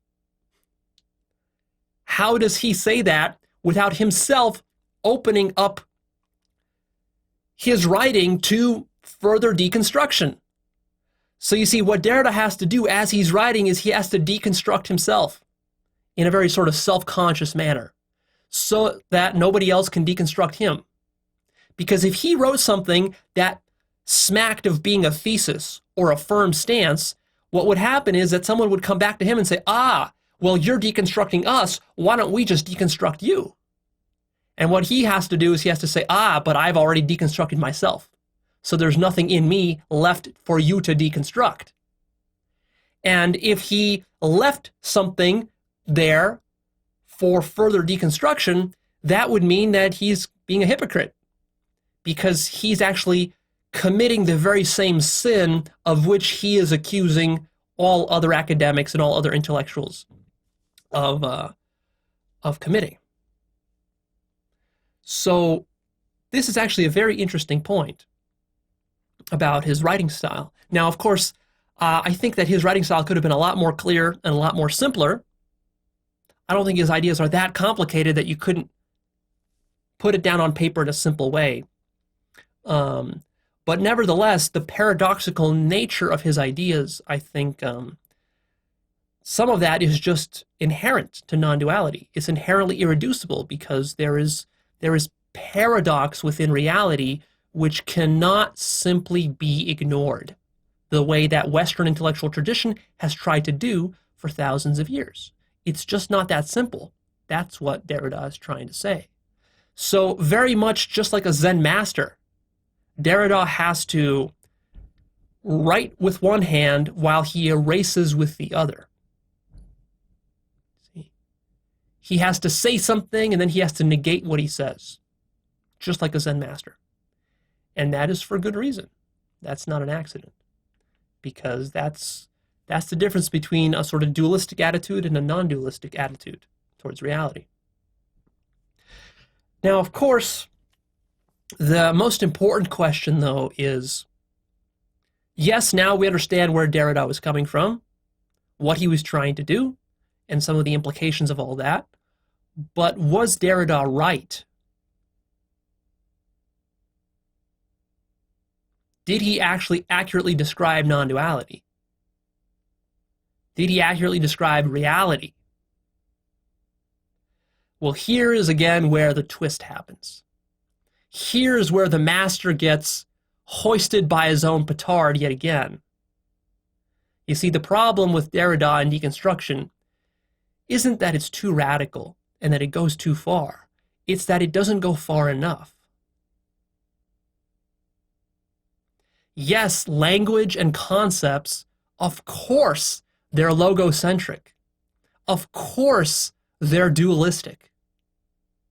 But there's an even deeper layer which Derrida himself never got to.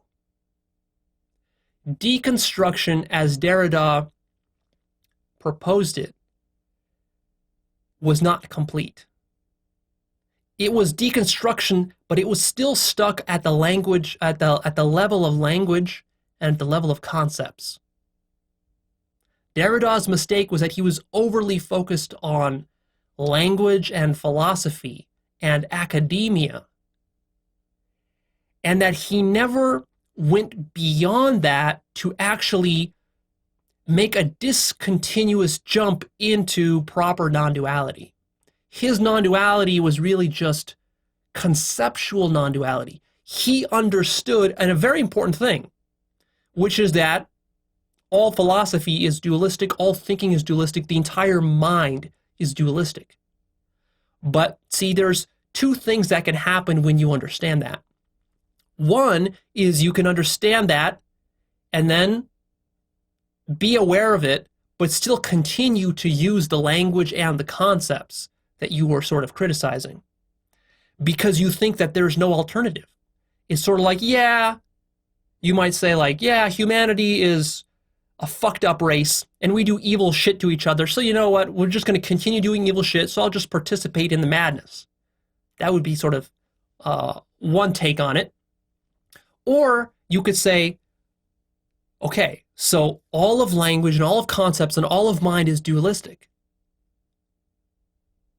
But is there a level beyond that? Can I transcend the mind? Can I transcend language? Can I stop using concepts to interface with reality?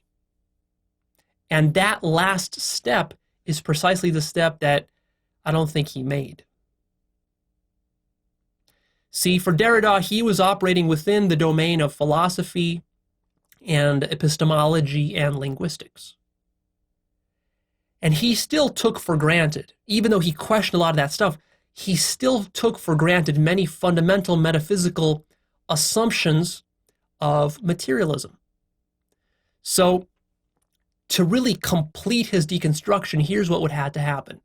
He would have to recognize that the distinction between language and reality is itself a false distinction. And the distinction between epistemology and metaphysics is itself a false distinction. And the distinction between doing deconstruction on the mind and doing deconstruction on the physical world is itself a false distinction. Such that when you realize all this, there is a spontaneous breakthrough insight that happens when inside the mind, where the mind shuts down and you have a raw, direct, unmediated, non-dual, non-symbolic experience of reality. At this level, there is no language, there is no concept, there are no distinctions. You are interfacing with being itself.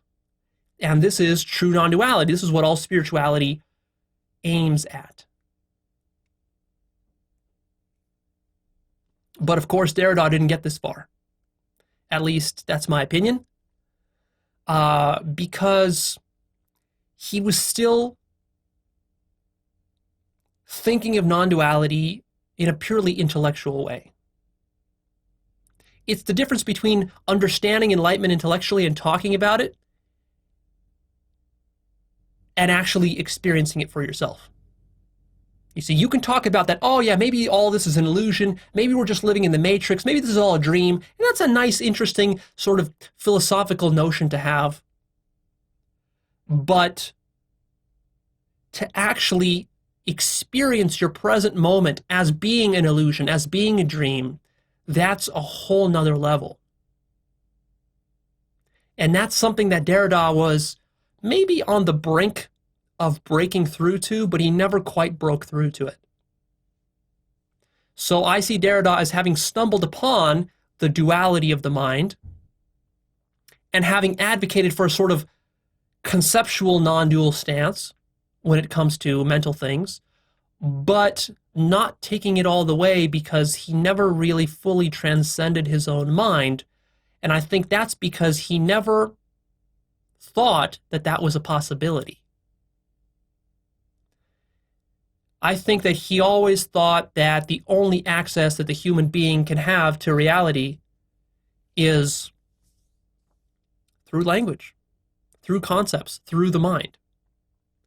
It's quite a radical thing to consider that you could possibly transcend the mind and access reality through something other than language.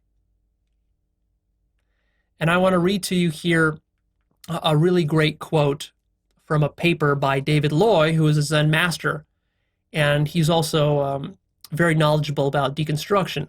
And he pinpoints precisely this problem that Derrida's deconstruction faced when looked at from a true non-dual perspective, from someone who's enlightened, from someone who has studied and actually embodied the teachings of Zen Buddhism, for example. Here's what he says, quote, "What is interesting about Derrida's type of deconstruction from a Buddhist point of view is that it is logocentric. For what needs to be deconstructed is not just language, but the world we live in and the way we live in it. Trapped within the cage of our own making, bound by our own rope, to use a Zen phrase. The problem is not merely that language acts as a filter, obscuring the nature of things. Rather, names are used to objectify appearances into self-existing things that we perceive as books, tables, trees, you and me. In other words, the objective world of material things is metaphysical through and through, and it is this metaphysics that most needs to be deconstructed, because this is the metaphysics that disguises itself as common sense reality, which makes me suffer." End quote. So that's just what I was talking about. The latent metaphysics, which makes you believe that you are in a real physical reality right now, the materialist paradigm, your sense that you are a separate self, separate from other individuals, your sense that you were born, that you're going to die, all of these, they seem as just common sense givens. That's just how reality is.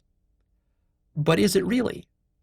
What if you take deconstruction to its ultimate end, way beyond where Derrida took it, beyond just the intellectual realm, but to the actual physical realm, where your deconstruction literally starts to break down your physical reality to the point where you start to feel like you're going insane because physical barriers are now starting to melt and collapse before you in your very direct experience. What happens when you start doubting that there exists a floor so much that the possibility opens up that the floor will actually cease to exist beneath your feet and you will fall through it? That's the level of deconstruction that Buddhism deals with. And of course, not just Buddhism, every single mystical tradition from Advaita Vedanta to Kabbalah, to yoga, to everything else. That's true deconstruction. You're not just deconstructing ideas or philosophies or texts in a book, which is the problem with Derrida. His deconstruction was mostly aimed at philosophies and textbooks. but actually your present experience? What if you deconstruct your entire sensory experience, your sense of having a physical body? What if you deconstruct your physical body so much that you stop believing in a physical body? That would be pretty radical. And that might actually solve this problem with deconstruction of not being a practical philosophy. Because yes, when deconstruction is only happening at the intellectual level, it might not be so practical. But when it starts to happen at the level of your emotions, at the level of your real world metaphysics, what you think is real and physical and true, well, that becomes very practical very quickly. The problem there is that actually it becomes so practical that are you able to handle the consequences of that? Because you will start to feel like you're going insane a little bit. Maybe a lot. Depends on how deep you go with this deconstruction. So just like Douglas Hofstadter was really close to really understanding that all of reality is a strange loop, just like Georg Cantor was really close to understanding that his proofs of absolute infinity and different sizes of infinity, that those actually pointed to the real deal, the actual absolute infinity. But he didn't quite get there. I think the same problem plagued Derrida, and he never actually got there. What would have been cool is if he actually did get to true non-duality and he actually saw what's ultimately true, which is that reality is absolutely relative, not just at the intellectual level, not just at the cultural level, not just at the level of academia and philosophy, but at the physical level, at the objective level. There are no objects, because objects are a duality. There are no boundaries, because all boundaries are constructs. There he would have realized that there is no difference between something and nothing. There is no difference between reality and illusion. There is no difference between a self and another. It's all one. Everything collapses. As it must. Because that's the nature and the logic of being. If you were to ask Derrida, what is everything? He would have probably said everything is just differences. And that's exactly right. That's the nature of reality. The nature of reality is not atoms or molecules or things or energy or God or any of that. The nature of reality is just differences. And what is the nature of differences? It's nothing. Differences and nothing that they're made out of. That's what all this is. It's just differences, just distinctions. We have conceptual distinctions, we have physical distinctions, but even the distinction between the conceptual and the physical is itself a distinction which can collapse. All distinctions can collapse, and when that happens, what do you get? You get utter emptiness. You get nothingness. And then you realize that reality is a strange loop. You realize that everything, as Derrida said, is truly infinite play. Nothing has dominance over anything else. It is this tangled hierarchy where every element is interplaying with every other element. It's infinitely diverse. It's constantly in motion. You can't pin it down. It has no foundation. It's absolutely groundless. It's what the Buddhists call the groundless ground. That makes everything else possible. All of these differences and distinctions, just like Derrida was saying within language, well, that's what's actually happening, not just within language, but at the physical level of reality. So to me, that's what I found very profound and beautiful about Derrida's work, is that I see the isomorphism between how he describes the structure and function of language and then what I experience as the structure and function of physical reality.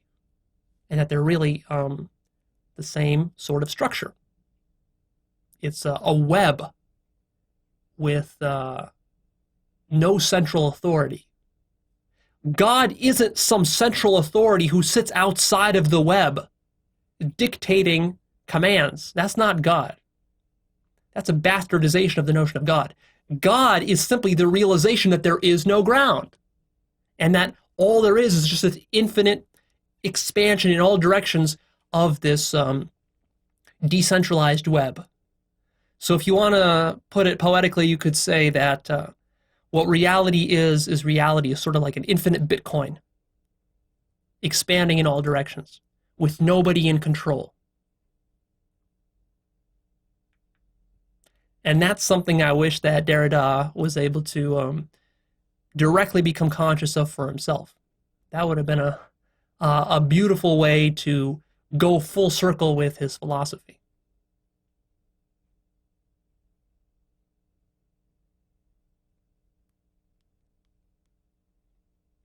When I was like 16 years old, I actually developed my own version of deconstruction, which is why it was really easy for me to understand where Derrida was coming from. As soon as I just read a couple of things about him, I could just quickly see that, oh, okay, I know exactly what he's doing. That's kind of what I was doing in my own mind, except I wasn't doing it at the level of language. I was doing it at the level of epistemology and metaphysics. Basically, I caught on very early when I was about 16 years old, when I started thinking about the nature of reality and the nature of language and thoughts and beliefs. I sort of caught on that all belief systems are just houses of cards that are foundationless. And so I was able to kind of come up with my own version of deconstruction. Back then, I haven't even heard about Derrida or Post-Modernism or any of this kind of stuff. Just on my own, I was thinking about this stuff. And it just became very apparent to me that all of it was groundless. It had to be groundless. It couldn't be grounded in anything because every ground needs a new ground. So what's it grounded in? It can only be grounded in nothing.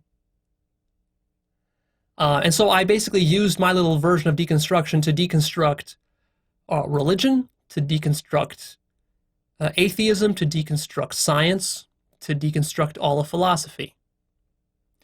And I actually fell into the very same mistake that Derrida fell into, is that even though I did deconstruct all this stuff, I was still only doing it on an intellectual, conceptual level. And that was very helpful because a lot of people get stuck in these concepts. So that allowed me to unstick myself from all these concepts. That was super helpful.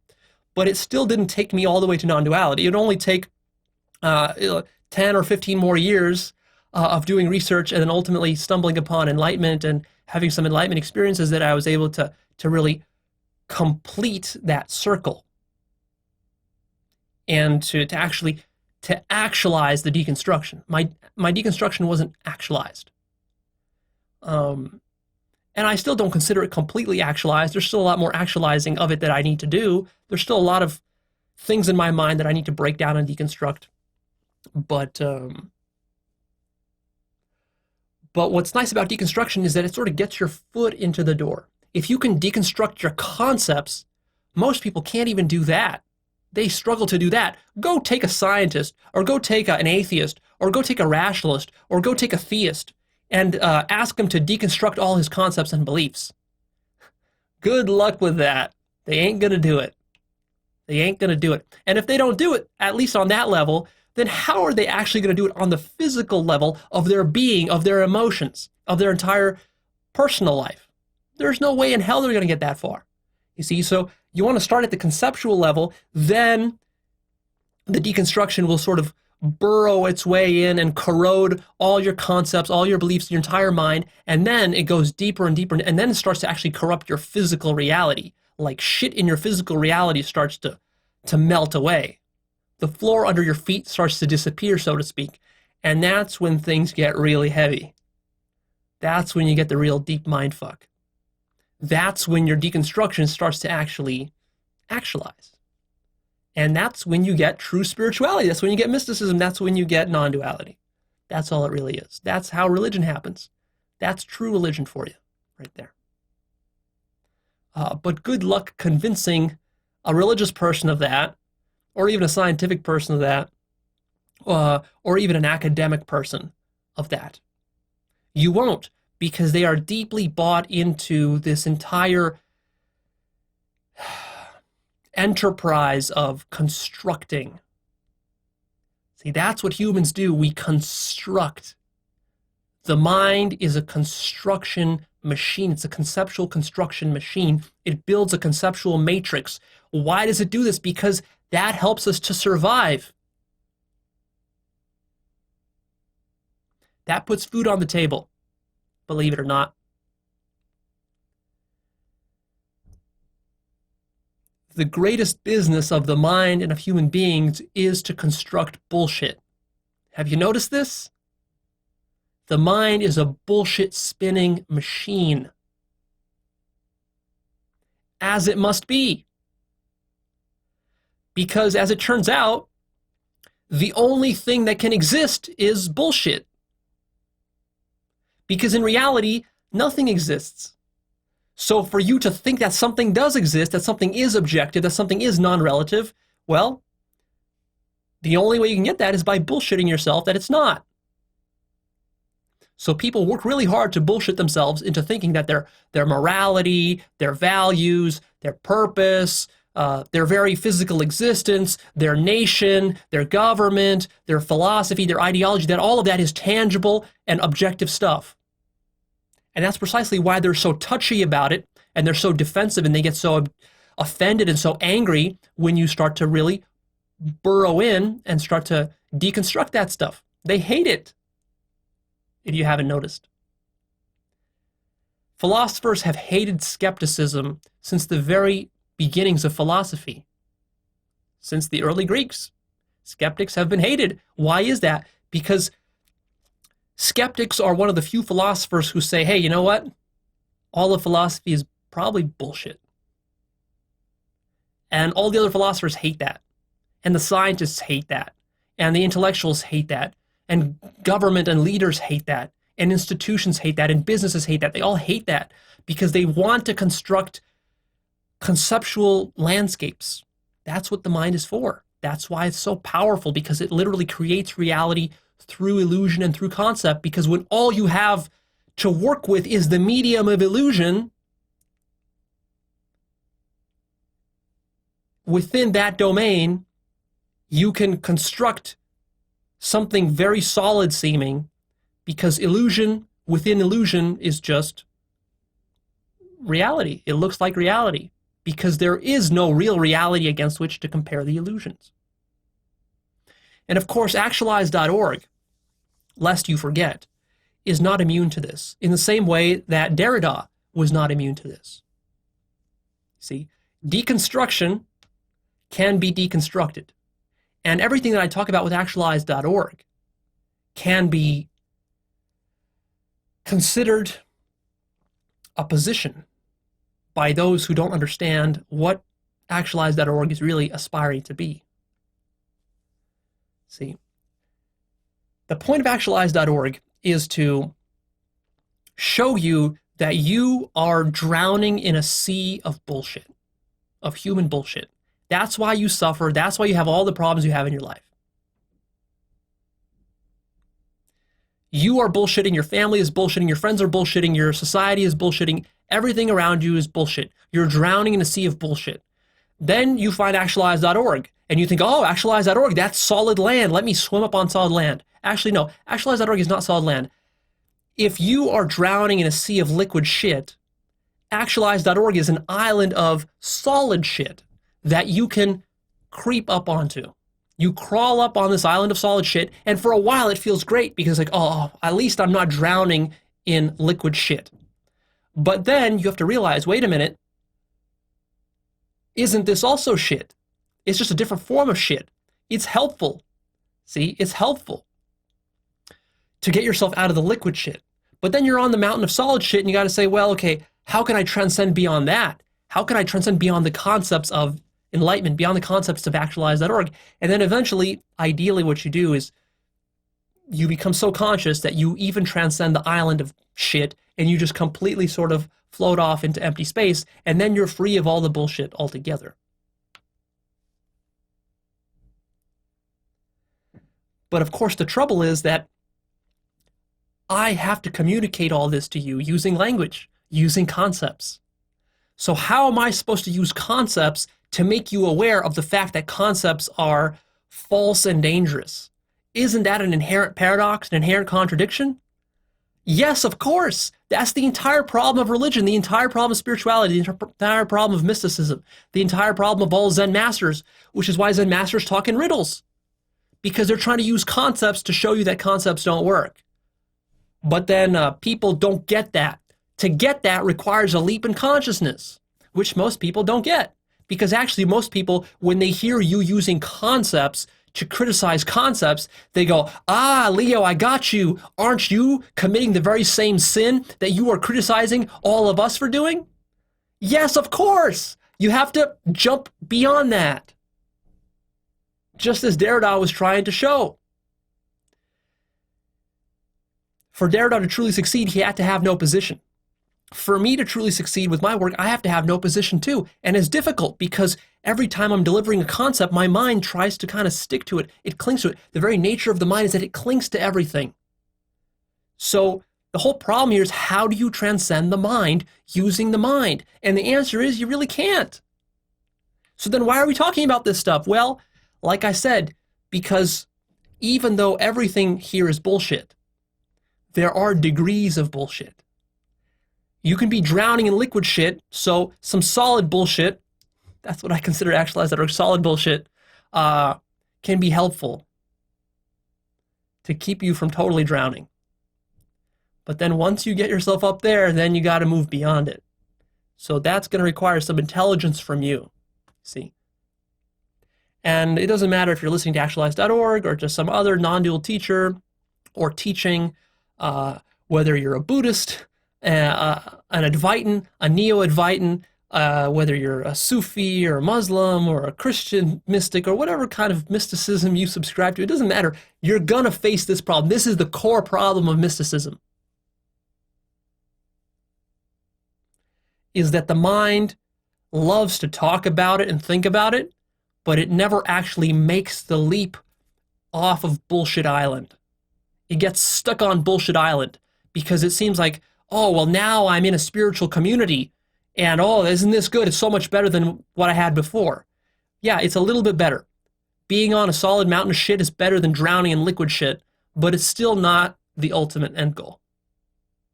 And I hope that this episode has helped to convince you of that, to illustrate to you, to demonstrate why that is the case. In fact, Derrida was so close to non-duality that one philosopher who met him said the following thing. The French Jewish philosopher Emmanuel Levinas is said to have asked Derrida to confess that he was in fact a modern-day representative of Lyric Kabbalah. So this philosopher, Levinas, was a Kabbalist, and Kabbalah is just Jewish mysticism. They have a firm handle and understanding of non-duality. They had for thousands of years, probably for 4,000 or 5,000 years, the Jews have understood this. And as I said before, Derrida was a Jew. He wasn't a devout Jew. I don't think he understood anything about Kabbalah or cared about it at all. But see, when a Kabbalist hears Derrida talking about everything being groundless, and he hears him talking about deconstruction, see, the Kabbalist instantly can understand this. Anyone who's had a true direct experience of non-duality can understand what Derrida was trying to grasp at, but couldn't quite fully get. That's why this guy accused Derrida of stealing ideas from Kabbalah. Of course, I don't think Derrida did. It's just sort of an accidental convergence. Because when you're looking for truth, as happened in my case, like when I independently sort of developed my own version of deconstruction when I was 16 or so, I was just looking for truth. And I didn't know any other philosophies. So I was just going strictly on what's true. And if you just honestly, genuinely go for what's true, you will ultimately discover that what's true is complete groundlessness. Deconstruction is going to be your method. That's why you have negative theology, the method of negative theology, and many different methods from Zen to yoga to Neo-Advaita to Buddhist methods. They involve deconstruction of one form or another. And that's a very powerful method. That's what self-inquiry ultimately is about. You sit down and you try to deconstruct what you are until you get to the truth. And that's not an additive process. It's not a constructive process. It's a destructive process. And that's where most people really find it unpalatable, because people hate deconstructing themselves. What they want is they want to construct themselves into some kind of spiritual ego, some super ego, which is ultra spiritual and ultra loving and ultra magical and all this sort of stuff. But it turns out that enlightenment and non-duality is really the exact opposite of all that. So there you have it. What I want you to do now is I want you to click on the link down below the video. I have a link to David Loy's paper, The Deconstruction of Buddhism. This is one of the most important works of philosophy that I've ever read in my life. It's about a 20-page paper. It's a quick read. It's not very complicated, especially after you've listened to all this. So make sure you go read that paper, because there's profound insights and truths there which take everything I said here and just take it to a whole nother level. It's going to completely explain non-duality, spirituality, and Western philosophy. This one paper puts a nail in the coffin of all the last 2,500 years of Western philosophy, from the Greeks till today. This is the answer. After this paper, you really don't need anything more. What you need is then you need to go and you need to actually do the practices, the actual deconstruction, until you actualize the truth. All right, that's it. I'm out of here. Make sure you click that like button for me, please. Come check out Actualized.org. Check out my blog. I'm posting lots of new stuff there. Check out the forum. Check out Life Purpose Course. Check out the book list. I've got books along these topics as well that I'm adding to the book list. And stick with me for more content coming soon. I hope you start to see that more and more stuff is starting to interconnect in very profound ways. And this is going to keep happening, because this is ultimately why I'm passionate about Actualized.org. It's not about sharing one technique or helping you with one problem in your life. It's about interconnecting all of these diverse and very interesting facets in this rich, juicy way. Sometimes that can get a little nerdy, and it might seem like, oh, well, Leo, is this very practical? Do I really need to know all this stuff? Do I really need to know about Derrida in order to attain enlightenment? Of course not. Of course not. If you want to go and just practice enlightenment in a cave, please go do that. You don't need to listen to me ever again. But most people are not capable of doing that, number one. And number two, well, what are you going to do with your life? What I find meaningful in life is I find meaningful to explore interesting ideas and concepts and see how they interconnect, because I'm a cerebral and sort of intellectual and conceptual guy. Maybe you're not, in which case you probably don't want to watch me. You probably want to go do some yoga or something. But if you are, I mean, what are you going to do? After you're enlightened, what are you going to do? You're going to sit around and do what? What I find meaningful and interesting is sort of playing around with all these concepts. Not because I have to, not because it's necessary, but just because it's interesting. Because ultimately, life is about doing stuff you find interesting. And there's no reason why one thing is more interesting or better than another. If you want to go live in a cave, fine. If you want to go watch TV and play video games your whole life, fine, if that's what floats your boat. And for me, what floats my boat is studying these concepts and talking about them and thinking about how they all interconnect. To me, that's beautiful. To me, that's like the artistry of life, the artistry of the mind. I love exploring the mind. And maybe one day I'll exhaust that interest and then I'll move on to other interests. But for now, this is what I'm interested in.